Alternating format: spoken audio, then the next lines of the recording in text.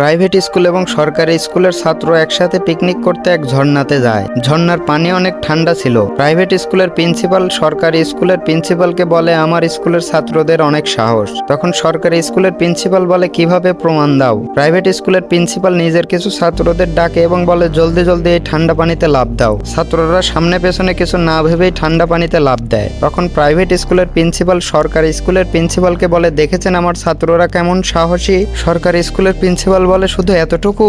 আমি দেখাচ্ছি আমার ছাত্ররা কত সাহসী। তারপরে কি হলো তা জানতে হলে তুমি যদি এই ভিডিওটা ভালোবাসো তো একটা লাইক দিয়ে চ্যানেলটা সাবস্ক্রাইব করে দিও। এরপরে সরকারি স্কুলের প্রিন্সিপাল নিজের কিছু ছাত্রকে ডাকে এবং আদেশ করে, জলদি এই ঠান্ডা পানিতে লাফ দাও। এটা শুনেই সরকারি স্কুলের ছাত্ররা প্রথমে ঘুরে তাদের প্রিন্সিপালের দিকে তাকায় এবং বলে ওঠে, প্রাইভেট স্কুলের প্রিন্সিপালের মতো আপনিও পাগল হয়েছেন? এত ঠান্ডা পানিতে কেউ লাফ দেয়? তখন সরকারি স্কুলের প্রিন্সিপাল বলে, এখন তো জেনেই গেছেন কার ছাত্র বেশি সাহসী।